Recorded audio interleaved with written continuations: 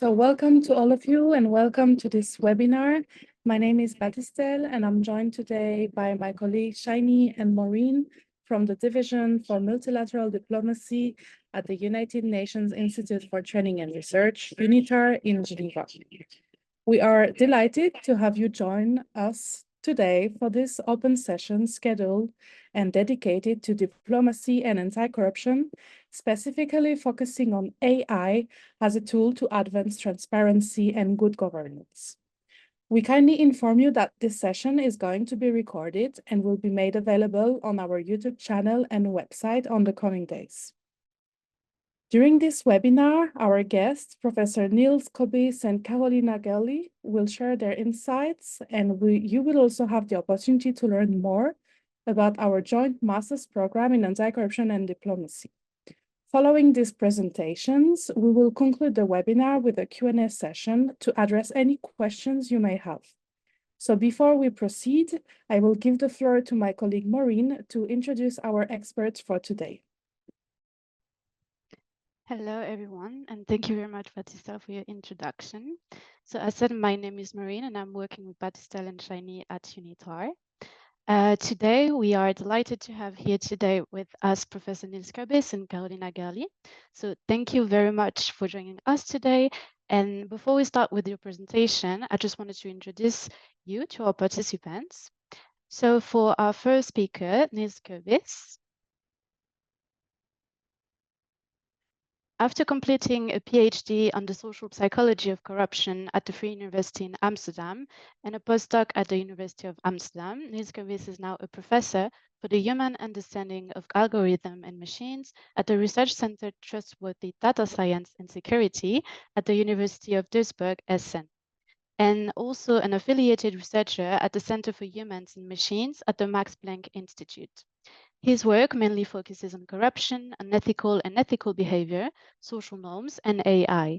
He's also a co-founder of the Interdisciplinary Corruption Research Network and the co-founder and co-host of the Kickback Global Anti-Corruption podcast, which features interviews with corruption experts. So now for our second guest, Carolina Gerli.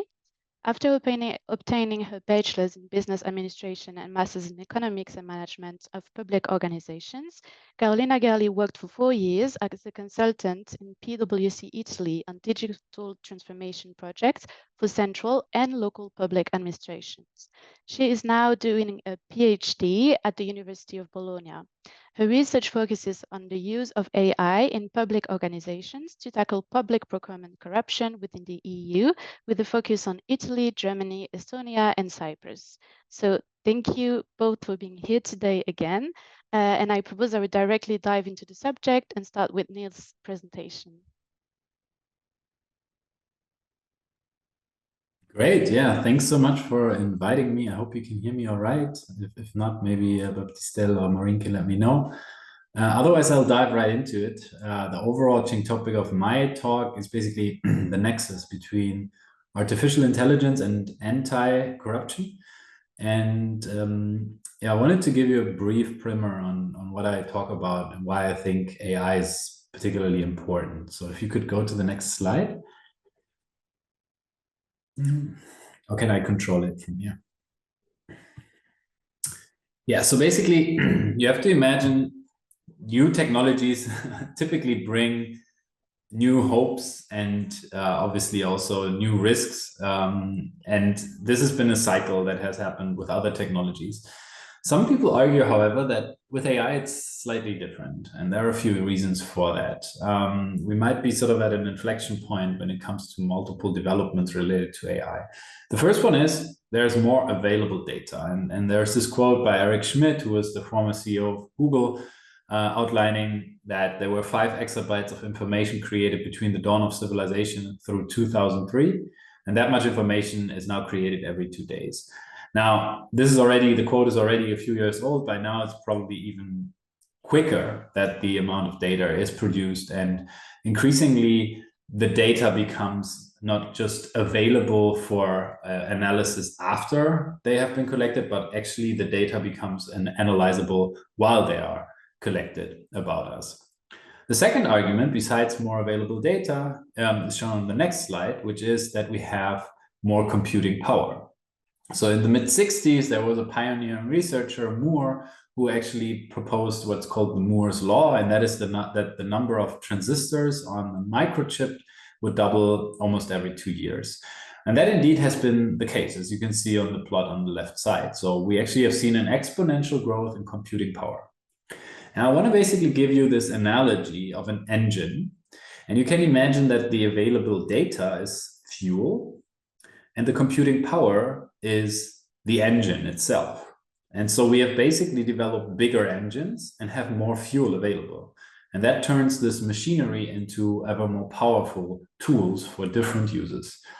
And if you could go to the next slide, it could show you one element that has been changing when it comes to AI to previous digital technologies, and that is the increasing autonomy with which AI system can make decisions. And I've put here the slide, the image of a documentary on the program AlphaGo, which I can highly recommend. You can watch it on YouTube. It's about how an algorithm beat the grandmaster Lee Sedol in the very complex game of Go.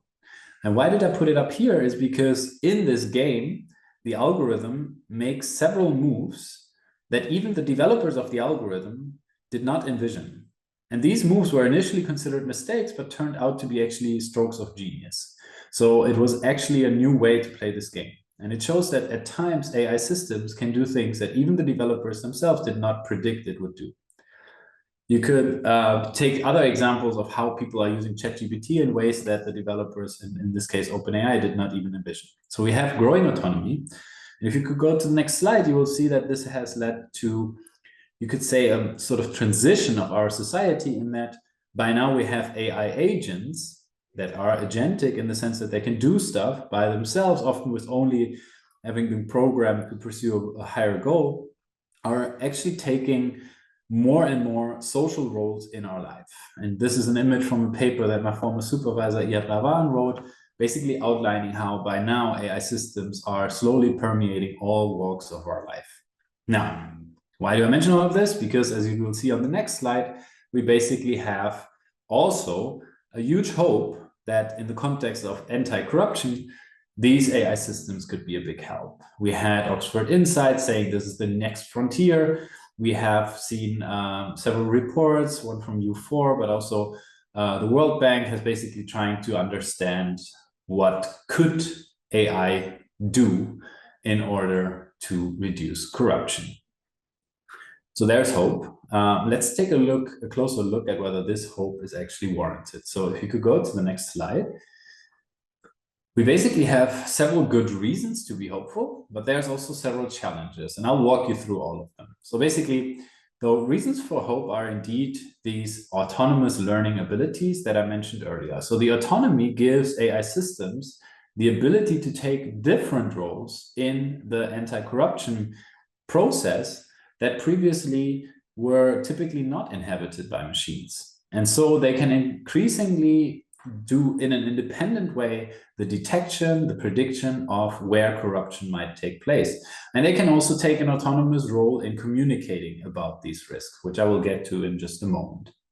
So that's one. The second one is indeed the other big potential of AI, as I mentioned, is the computing power. So AI in many systems can actually help us to detect patterns that are indicative of corruption that for a human would take very long to detect. And there's an interesting example of that if you look at these massive data leaks like the Panama or Paradise Papers, where journalists have actually used digital technology, and in some cases AI, to detect suspicious patterns in these web of data that for a human would be very difficult to sift through in order to see when and how people might have used, in this case, tax havens for corrupt purposes. Now, another example for what could be a real potential of using AI in the fight against corruption is that in principle, these systems are impartial, right? One of the big problems is when you are thinking about why people are engaging in corruption is that we are typically partial in the sense that we care about certain things. We care about who is our family member. We might care about who's paying us more money, etc. And AI, in that sense, would be a perfect replacement in these cases because it doesn't care about the money, the affiliation, the family ties it does not have. So in that sense, it could be a very useful tool to replace a very corruption-prone context because it does not sort of fall prey to such biases. Speaking of biases, however, we also have several challenges because oftentimes AI systems require training data to then make useful and accurate predictions about corruption.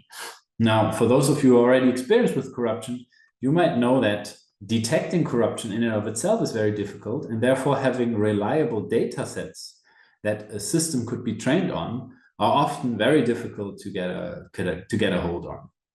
And so if you are training, however, an AI system on biased data sets, this system will only reproduce these biases. And that's a big challenge because then it can actually lead to biased predictions and maybe people relying on these outputs of an AI system. At the same time, the second big challenge is to calibrate what's called the false positive and false negative mistakes. And essentially it just means like at times systems might accuse someone of being corrupt, although this person was not corrupt. And at times it might not catch the corrupt, right? These are the two types of mistakes it can make. With corruption, these mistakes can be very, very costly because accusing someone of corruption comes with a very strong stigma. And so you got to be very careful in how you're using these tools so that you do not preemptively judge people and therefore maybe cause, negative consequences to people that have been wrongfully accused. At the same time, you obviously also don't want a system that lets a lot of people that are engaging in corruption go through, right? So the calibration of the algorithm is a really challenging task so that actually people would find it legitimate to be used. And then finally, we have what we call the paradox of control.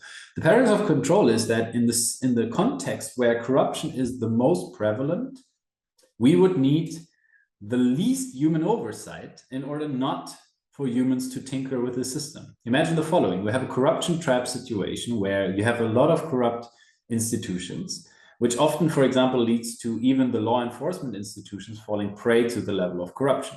If you're introducing an AI system in these contexts, which people can still oversee and supervise, it could be that actually people start to tinker the system in their favor. So in this sense, it would be best to actually let the AI system act autonomously. However, if we're doing that, we lose control over the system and we therefore have less possibilities to actually check and control whether the system does what we want. So there's a bit of a paradox in the way we implement. Let me show you a few examples of how these systems have been used. We basically have to make a meaningful distinction between whether AI systems are used top-down, meaning by governments and organizations, or bottom-up. Top-down, these systems, for example, are often used by governments. We have this example of the Nigerian government collaborating with Microsoft to fight corruption. And we have, you could say by now, maybe the infamous example of the Chinese government sifting through private records of their public officials in order to detect corruption in what's called the Zero Trust program. As a consequence, if you could go to the next slide, you could often see that these top-down uses of AI can lead to a consolidation of power and not to the actual fighting of power abuses. If you're using, however, corruption bottom-up, as is shown on the next slide, by, for example, civil society organizations, NGOs, or journalists, if they do have access to data and can actually make meaningful use of such data via AI tools, it can really help to empower citizens and other organizations to keep power holders in check.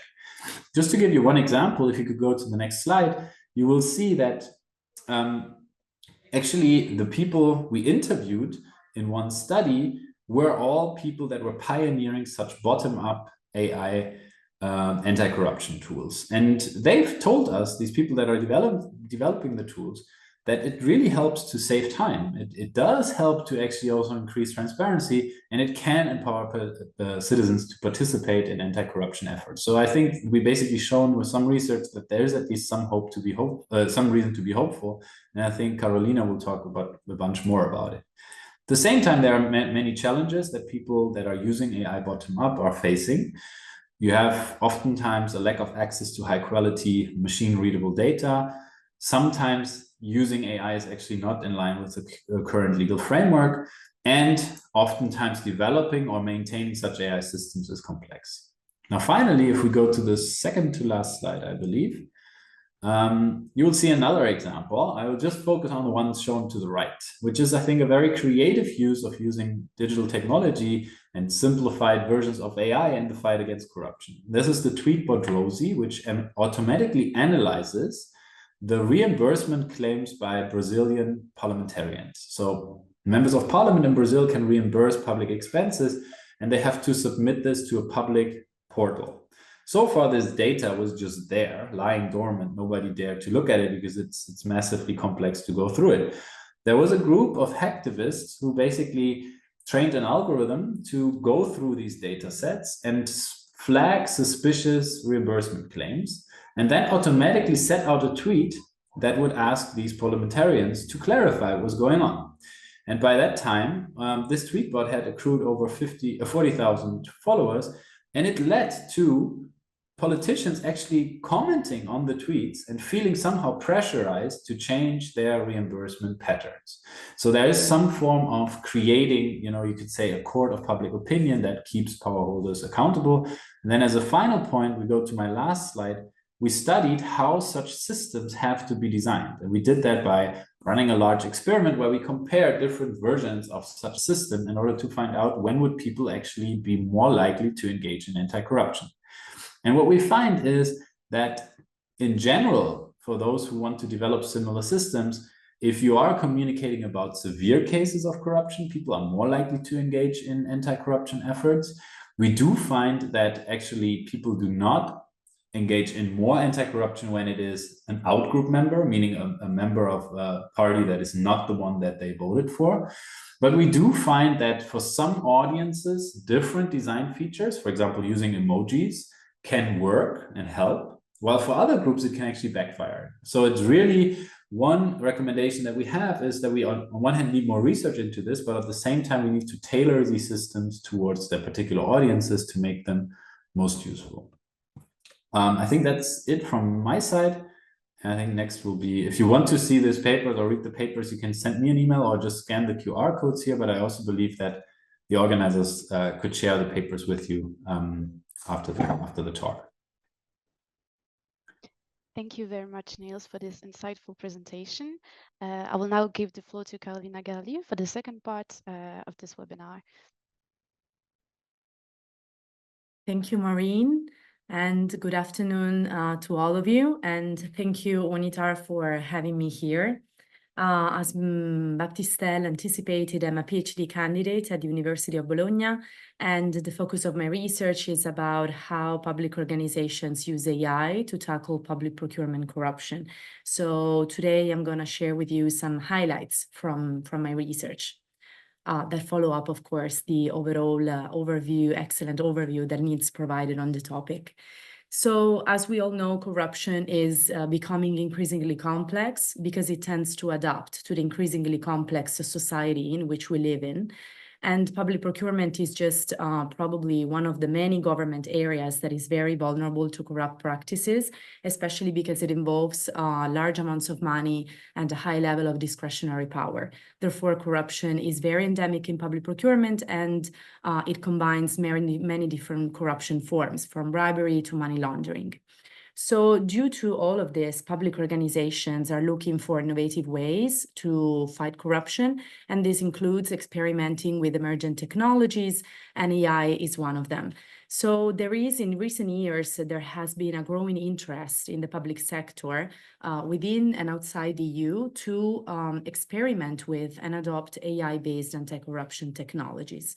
However, not all these applications resulted in promising outcomes. And as you can see from the right-hand side, some applications were already mentioned by Niels, but for example, the Siri system was developed in the Netherlands by Dutch authorities to detect welfare fraud using AI. And actually it was dismantled because of its very unfair decision-making, let's say, the very unfair outcomes that led to an unfair decision-making, targeting specific neighborhoods and families. So if we go to the next slide, so just to provide you with a very short state of the art on top of what Niels already exhaustively said, AI can have a disruptive potential in anti-corruption because it can serve as either as a preventive tool, because it can predict corruption patterns with more or less good accuracy, and at the same time it can serve also as a detective tool because it can detect anomalies, irregularities in huge amounts of data that can signal the presence of corrupt practices. So usually scholars consider corruption, AI in anti-corruption as a positive shock in the monitoring capacity of the public sector, but at the same time, due to its challenges and risks, some of them mentioned by Niels, there is also broad consensus on the auxiliary nature AI should have in existing anti-corruption efforts. And on top of that, we don't have a lot of empirical research that investigates what's going on in the public sector, who's investing in its applications, how is doing that, and so on. So as we can see in the next slide, we don't have a lot of information about what's going on out there. So information about these applications are very scarce, fragmented, but also outdated because it's not easy to keep track of the real status of these applications. Public organizations sometimes are not very willing to disclose information about these applications. So for my research, I tried to conduct a preliminary mapping of the applications within the EU because my research focuses on 4 EU countries. As you can see here, it's just a very small screenshot, but basically I tried to group these applications depending on their scope of application, and we can have within the EU supranational applications, namely where the AI tool is developed by EU institutions to tackle corruption at the EU level, transnational applications where instead the AI tool is designed and developed by a central entity such as an academic body and then transferred and implemented in public organizations across different member states, and then national applications. Therefore, all those AI applications that are designed, developed, and implemented by national public organizations to tackle corruption within the national boundaries. So given this very short picture on the state of the art, if we move forward, I just want to present very shortly the framework that I tried to put together in order to summarize into one systematized picture all the elements that are needed to properly understand and investigate how public organizations use AI to tackle corruption in public procurement. So as you can see, the focus of my research is public organizations meant as public administrations, but also state-owned enterprises. So all those organizations that can be contracting entities. They experiment with or adopt with AI through an agile approach, which is quite flexible. And of course, AI-based tools, as you can see here, I adopted a EU Commission taxonomy, include many different AI techniques which belong to very different domains. And these techniques and domains can be combined depending on the complexity of the task that must be performed. The level of human intervention largely depends on the type of learning, which can be supervised, unsupervised, and reinforcement. But regardless of all this variety, at the core of these systems, there are the data input. As Niels already mentioned, the quality of the data input directly impacts on the quality of the data of the outputs of these systems and ultimately on the outcomes. So these applications should always be designed, developed, and implemented in an ethical way. But the way public organizations experiment and adopt these tools is deeply influenced by their socio-cultural attitudes towards AI, towards corruption, the attitudes of both public managers, for instance, and developers. And their scope of action is, of course, regulated by policies and regulations. In the case of my research, we're talking about supranational ones, for example, the IACA, the GDPR, but also national ones, especially regarding anti-corruption in public procurement. The target of this application is public procurement corruption. And as you can see here, the process of public procurement is very structured, but corruption is endemic because it can happen throughout all the phases of the process. And AI can help either predict or detect it. If we move forward to the next slide, my research design is mainly aimed at understanding what determines the adoption or experimentation of an AI based anti-corruption technology in public procurement, as well as, whenever possible, the changes taking place once these tools are in use.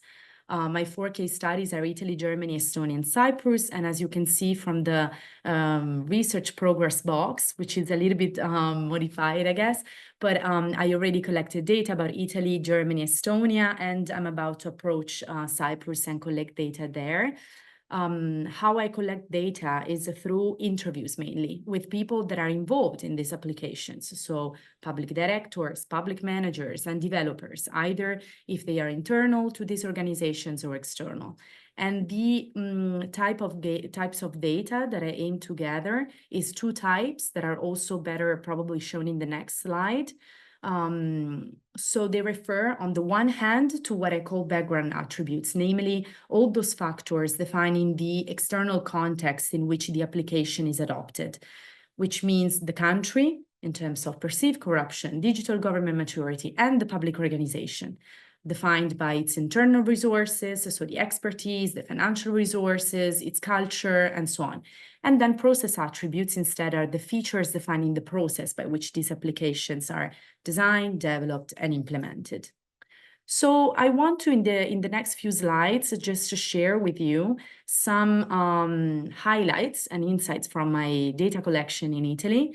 So the landscape in Italy is very emergent, meaning that a lot of AI solutions to tackle public procurement corruption in the public sector are pilots or projects under development.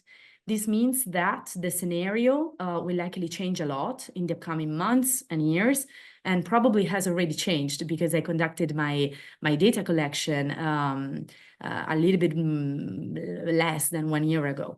And many of these applications were specifically created to tackle corruption, while some others instead were created to, for instance, increase the efficiency of the public procurement process. But in the end, they contributed to anti-corruption as well, because they promoted transparency and accountability. As we're going to see in a little bit, these applications were created to both prevent and detect corruption in public procurement, addressing almost all phases of the procurement process. And from the technical point of view, most of them are based on supervised machine learning and a little bit of natural language processing. But just one of them applied a more sophisticated and autonomous version of AI, of deep learning, specifically graph neural networks. What's important is that almost all of these applications were developed with the help of the private sector. So they were outsourced to the private sector or co-created with academia. And this is because throughout all the countries of my case studies, the public sector significantly has a problem of personnel and technical expertise. And so they had to go outside to look for the right expertise to develop AI. And the initiative to start experimenting or adopting came both from the public managers or leadership positions in these organizations, but also from the public servants or external providers. In the next slide, we see a little bit of all the ways public organizations in Italy are either experimenting with or using AI to tackle corruption in public procurement. As you can see here, there are kind of applications or experimentations throughout all the process. For example, in the pre-tendering phase, a contracting entity is using AI to standardize products' features in order to write more neutral tenders. And instead, in the tendering phase, for example, there are some AI applications to evaluate the riskiness of bidding companies. For example, the riskiness of some companies to be infiltrated by organized crime. And then in the award phase, another interesting application of a contracting entity is to apply AI to predict the provider's probability of winning with certain contracting entities. And then in the post-tendering phase, there are applications that use AI to somehow detect any irregularities or mismatch between the contracts and the tender documents, and whose gap might signal the presence of corrupt practices. In the next slide, I will give you a very short overview of the enablers and roadblocks that I identified of these applications in Italy. So that can be endogenous, so coming from within individuals themselves or the organizations, and exogenous. Just some examples, these applications were started because either personal curiosity of public managers, or because of some experience, either previous experience with AI or due to upskilling because some IT public servants attended data science master. They started experimenting to increase efficiency, or because they had the data to do that or the money to do that, which is another important aspect. And from the exogenous instead point of view, they started experimenting mainly because they saw other best practices from other public administrations, or thanks to EU funds that were significantly injected in Italian public administrations recently. By contrast, instead, roadblocks, these applications were significantly challenged by, first of all, the difficult interpretability of individuals of the AI results. And public managers feel the responsibility to understand these results in order to communicate them to the public and the other stakeholders involved, let's say. But also these applications were severely obstacled by limited law commitment within the organizations, other priorities, or leadership change. And from the exogenous point of view, instead, the COVID pandemic, for example, played a role. In one case, it significantly blocked the communication flow between the public organization and the external provider, but also technology. In one case, the one public organization couldn't adopt an AI tool because the access to certain private databases on which the AI tool was working on was too expensive. So concluding remarks, I just wanted to, it's just maybe in the Q&A session, we can delve into that. It's just, as you can imagine, like exogenous enablers and roadblocks have an influence on the endogenous ones.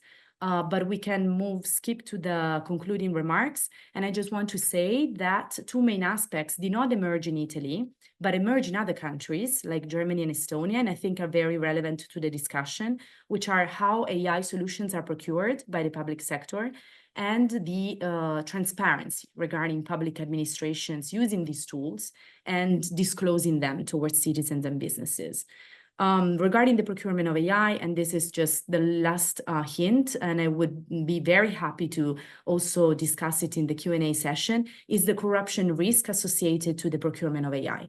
Because with my interviews, I realized that the way AI is procured is often characterized by a lot of opacity, challenge-based, very hybrid forms of procurement, and this can increase corruption on the demand side, public organizations, but also on the supply side.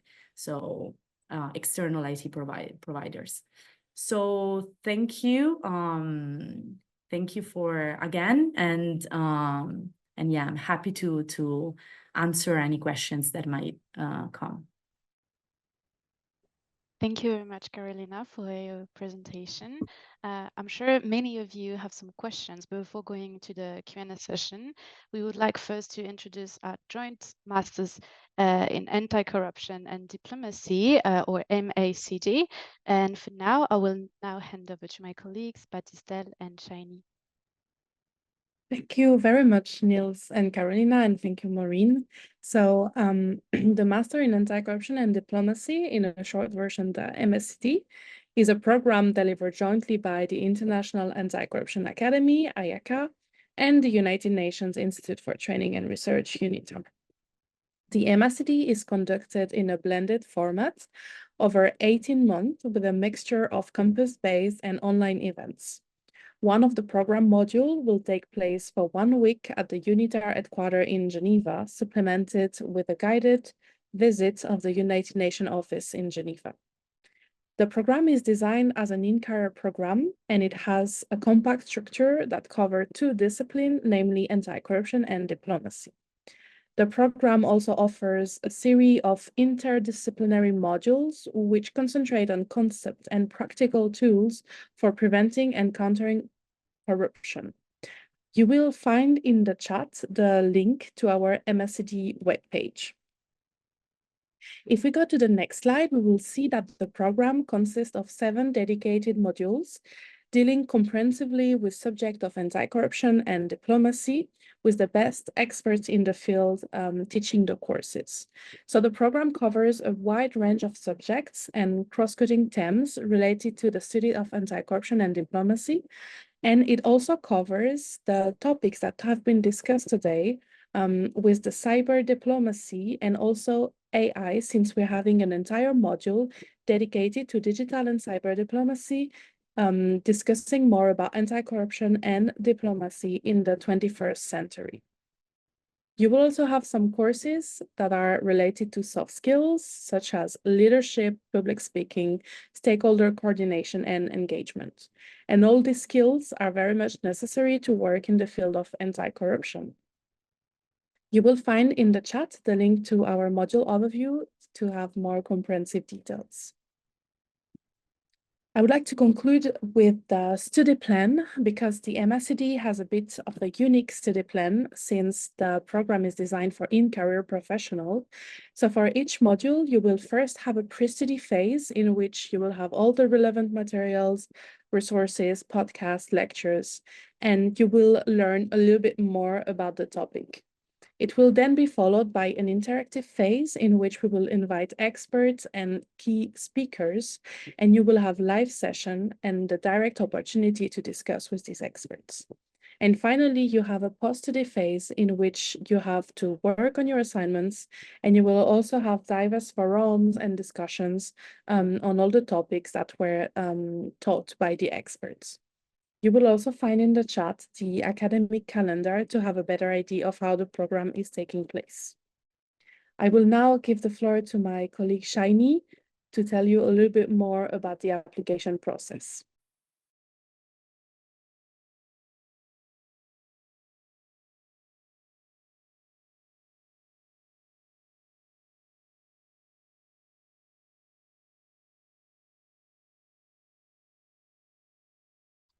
Regarding the application process, in order to be considered for admission, the candidates must be fluent in English, possess a valid passport or national ID card, and also have completed an undergraduate degree. So basically, the MSCD program is designed as an in-career program targeted to those holding an undergraduate degree with a background in international relations, diplomacy, international law, anti-corruption, or any other related field. And this will equally benefit professionals with existing expertise and experience from these fields. In addition, we also welcome applications from different backgrounds. The application process involves 2 steps. The first is to complete the MSCD application form online and also upload the documents, which includes a copy of your CV, your bachelor's degree certificate in English, and your academic transcript in English, 2 letters of recommendations, a proof of your English proficiency, a colored professional photo, a copy of your passport, and a professional statement of maximum 500 words. In addition, you will have to pay a non-refundable application fee of 100 euros and attach the proof of payment to the application form. Should you pay the application fee after submitting the application, you can send it to admissions@iaca.int and diplomacy@unitar.org email addresses. It's also important to note that the admission process is rolling. Hence, we recommend you to submit your application early due to the limited number of places in the program. And please also note that the application deadline for the next cohort is the 26th of August this year. Thank you. Thank you very much, Shiny. And before we transition to the Q&A session, I would like to take a moment to remind you of the core aspects of the program, which are displayed on this slide. Feel free to scan the QR codes for comprehensive details. You also have the website and the web page in the chat. And as my colleague Shiny mentioned, please note that we're accepting application for this master program till August 26. And we will now proceed with the Q&A session. So if you have any questions, whether for our expert or about the MRCD program, please feel free to type them in the dedicated Q&A section on your screen. We are already having a lot of questions, so I will take them one by one, and we will have 15 to 20 minutes to answer to these questions. So if we start with the first one, which I believe has been covered by our two experts during the presentation, but maybe we can get your key takeaways on why AI is essential. Maybe Niels, you could start, and Carolina, you could complement. I guess it means like, why is it essential in the fight against corruption? And so I would say, but the arguments I tried to outline are, for one, it's very potent by now. AI systems can do quite amazing stuff in terms of just producing outputs, detecting patterns, etc. And like I said, it can take a different role in this whole process by being more autonomous in the way it executes things. I mean, one thing that I didn't discuss, which we highlight in one of the papers I mentioned, is like, imagine you have an anti-corruption initiative, you know, like a little NGO or civil society organization that wants to fight corruption. Oftentimes these efforts have the problem that, you know, people tend to be really excited at the beginning, and then after a while, like, excitement levels dwindle, and, you know, it's become difficult to actually keep everyone engaged. AI systems could potentially in the near future play this role of being sort of the constant driver of these efforts, you know, keeping people engaged, reminding them of the task they need to do, and therefore become really an agentive part of this whole endeavor. And I think that's one thing where I would say they are different and therefore essential in the fight against corruption. And obviously, as I mentioned, this comes with a risk if they are used top down, not with the actual goal to reduce corruption, but with as a fig leaf, as you could say, just to hide efforts to actually consolidate power.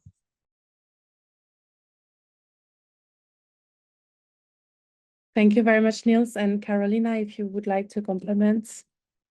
Yes, on top of what Niels just said, I would say that AI can really be a game changer in anti-corruption, because anti-corruption requires a lot of effort, a lot of time, a lot of data to be processed, because we're talking also about financial crimes and documents where a lot of data are involved, and therefore AI can significantly reduce the time of anti-corruption, let's say, activities and investigations, can make them more accurate. And also it can actually allow people to focus on less on the routinary tasks and more on the ones that require more decision making. So it can be helpful in allocating the right responsibilities and make anti-corruption more systematic.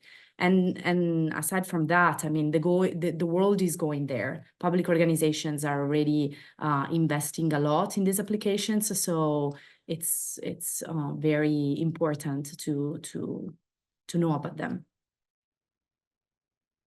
Thank you to both of you. We now have a second question. So generally, don't you think that AI will demotivate the anti-corruption experts while replacing them over time, and even adversely affect their performances, which consequently lose their interest? I would like to give the floor to Carolina first this time, maybe, and Niels, feel free to complement. Yeah, thank you, Baptistel.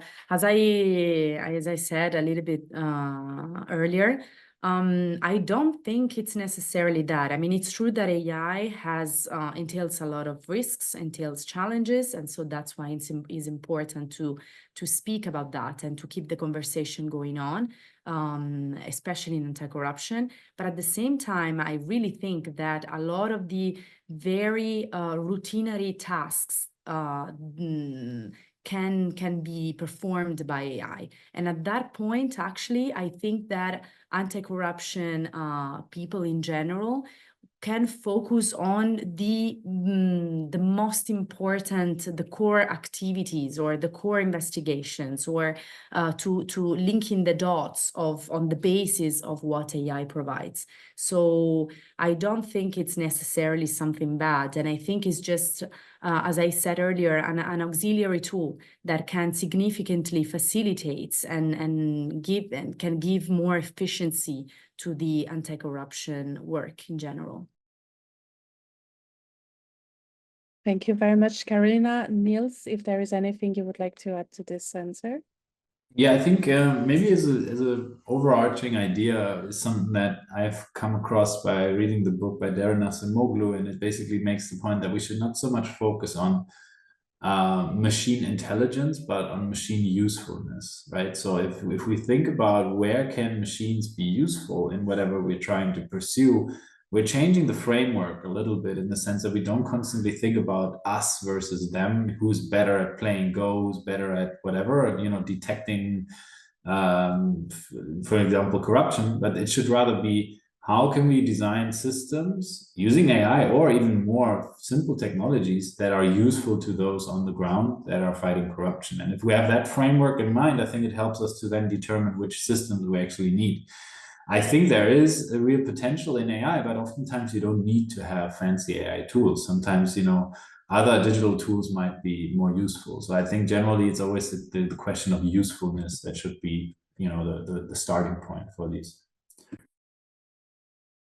Thank you very much, Niels. We have a question now that is targeted to Carolina.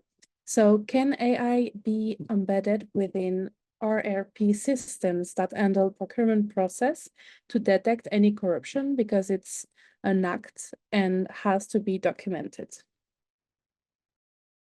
Yeah, so actually I wouldn't be surprised to learn that AI is already there in ERP systems, and because of course all these systems are document management system, ERP, and so on.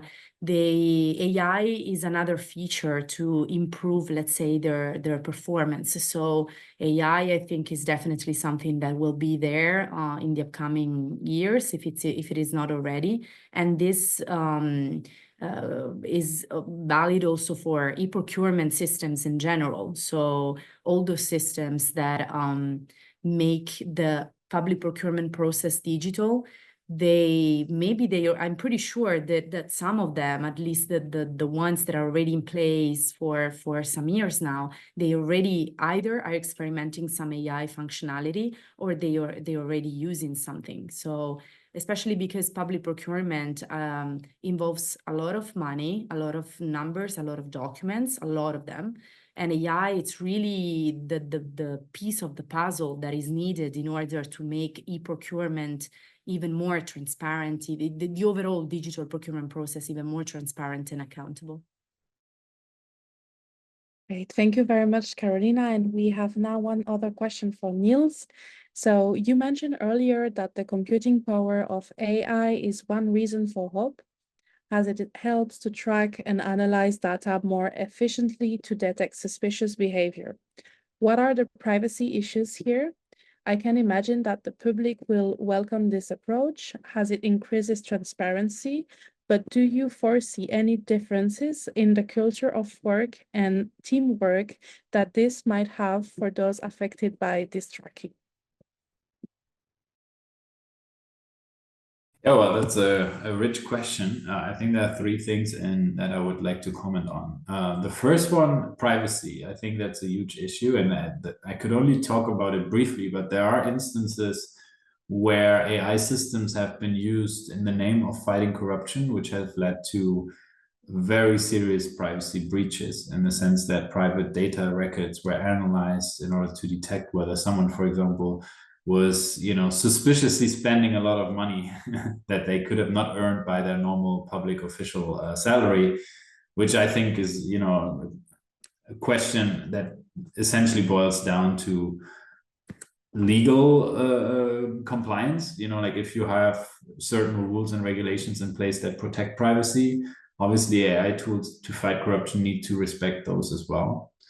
But then the second point I wanted to make is about legitimacy, because as you said, some people might actually be okay with it. if it does actually help to fight corruption. I think that's a very interesting, but at the same time, totally understudied phenomenon. I think we know very little about what does actually the general public perceive about the use of such tools.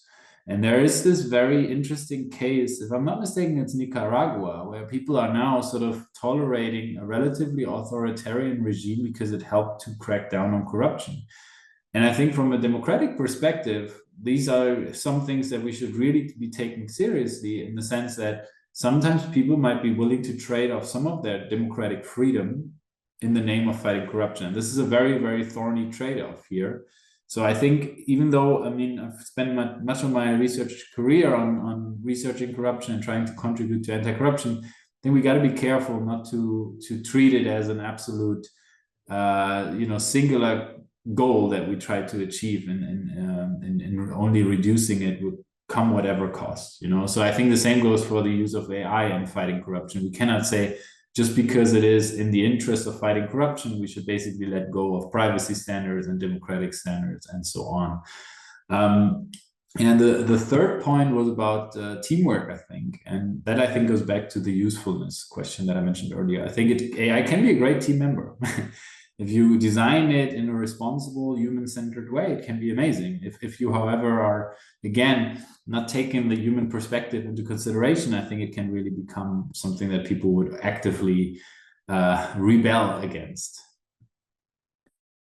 Thank you very much, Niels. We'll proceed with another question. So, are there any specific AI tools that could be procured in the fight against corruption by organization and governments?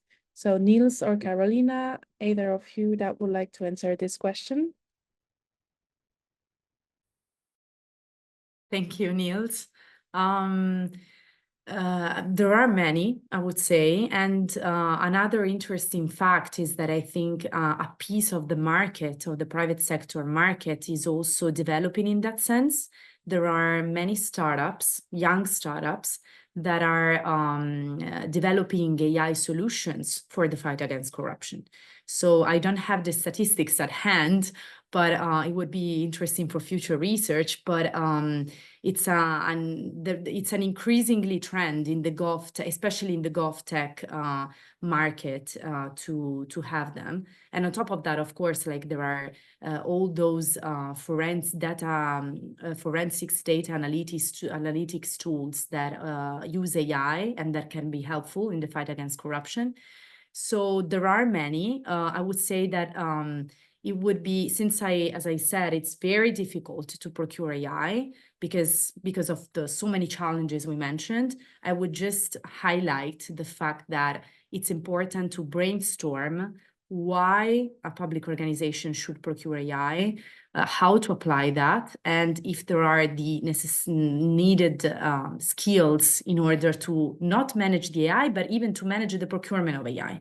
So this is my only remark about that, but there are many tools of this kind on the market. Thank you very much, Carolina. And Niels, the floor is yours should you wish to add anything to this question. Perfect. Thank you very much. So we will now go with another question. So based on your current research, do you think there will be a major risk that will hinder the continuous use of AI as a tool to advance transparency and good governance? Or the risks are tolerable enough, and that the use of AI is seen as progressing and will only reveal good results in the long run? Niels, if you would like to answer to this question first. Yeah, let me try to distill it. So, do I understand the person asking the question correctly, whether there is a risk of using AI, or how the AI can be used to foster transparency, or what's the main gist of it? It would be major risk.